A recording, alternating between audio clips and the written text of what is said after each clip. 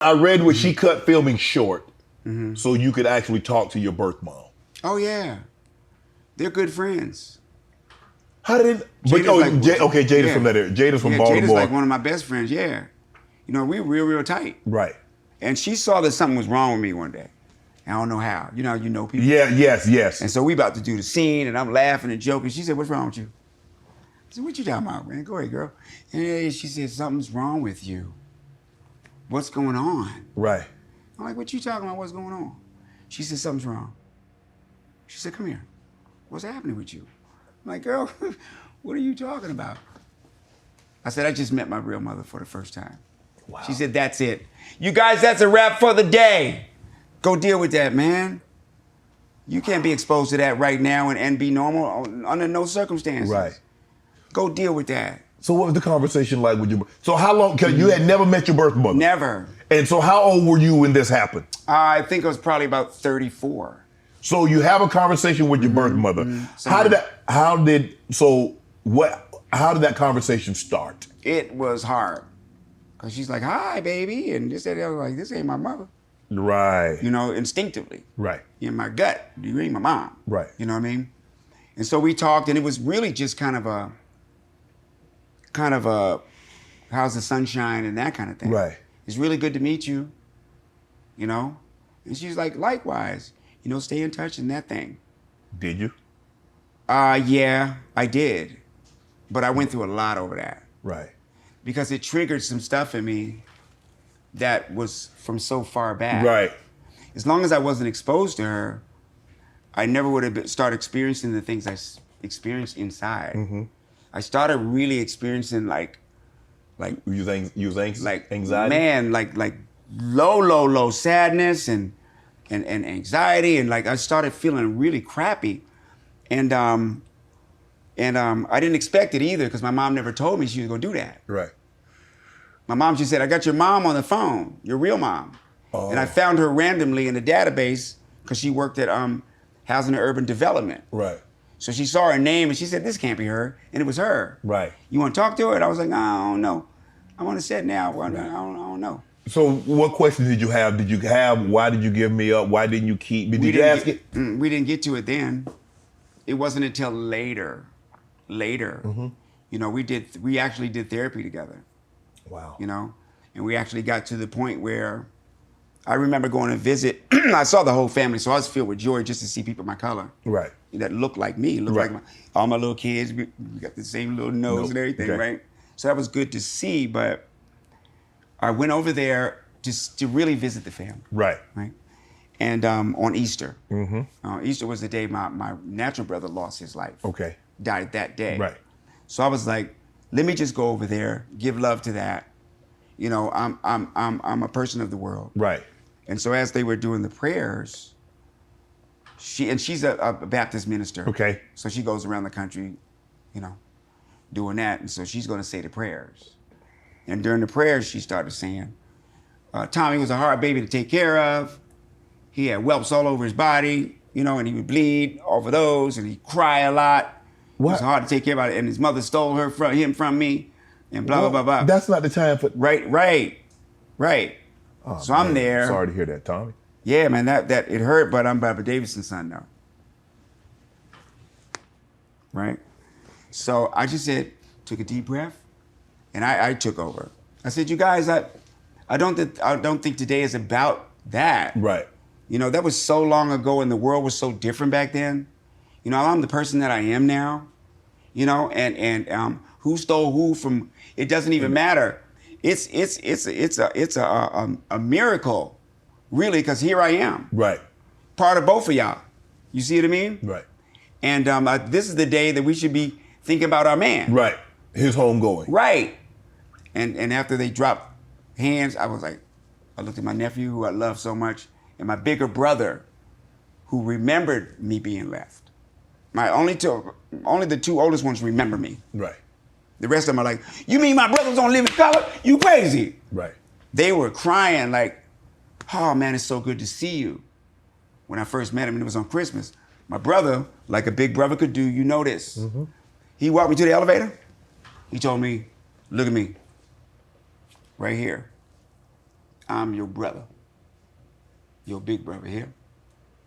And I was like, yeah. Okay. Wow. You know? That's The reassurance. it's one of them things that you need. gotta give them that. You ain't gonna. Right. You see what I mean? Right. And he meant it.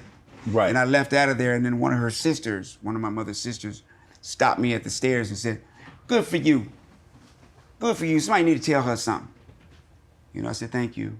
And then we left, and then my nephew turned to me as we were driving. He said, "You know what, Tommy? I think what happened just now is probably the best thing that ever happened to my family."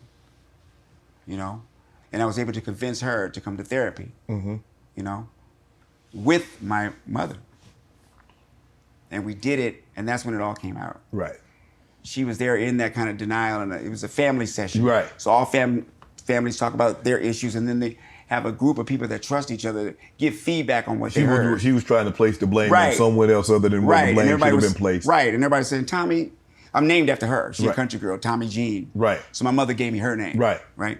And everybody was saying, hey, you know, it sounds like you're blaming it on them, and then that's what it sounds like, and all of them had feedback. Right.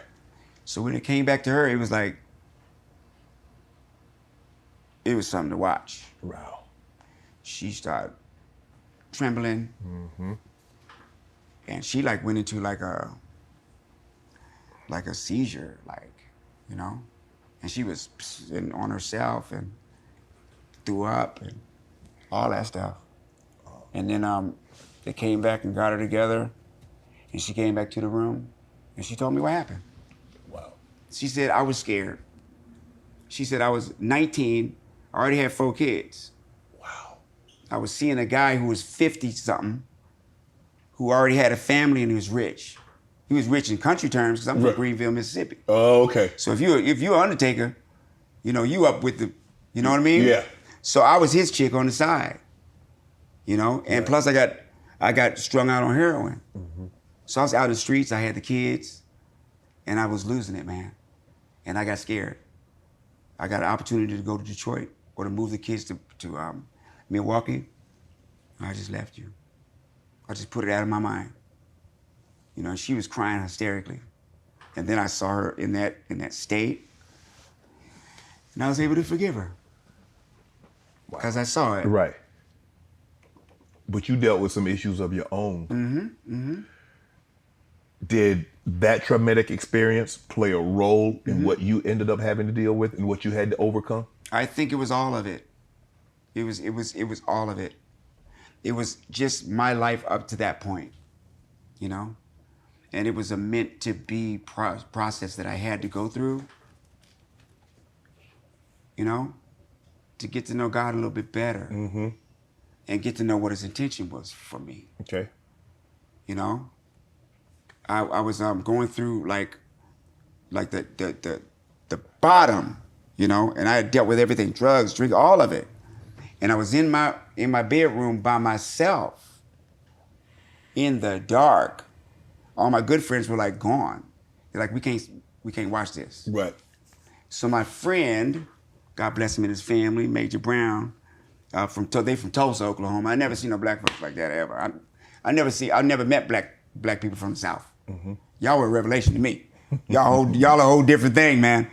So they sent me a prayer card. I tell you how different y'all are. I went to visit his family, and his grandmother answered the door. Right, and she about 90. She opened the door and she said to him, give it to me. I was like, huh? She said, give it to me. And he's standing there. She said, come on, give it to me. And he did his Easter recital, word for word. You know, it's a different thing, you know? So they sent me a prayer cloth, right? From the whole family prayed on it. You know, and I put it between my Bible, and I was like, yeah, man, you know, it works, so I guess, or whatever, right. And then a sister called me. Bing, and I picked up the phone. And she said, you know what, Tommy? She said, sometimes we just have to hang. We have to hang in there. We got to hang like he did, in pain, and have faith that it's going to pass. Right. She said, you think that felt good? Yeah, One here, one here, one here, and his body weight is only holding him. Crucifix on his head. You think that felt good? Crown of thorns on his head. Right. Even he doubted it. Even at a point he was saying, what the hell? Right? But that faith. Right. Right? She said, sometimes we just got to hang in that pain. And I hung in it. How hard was it?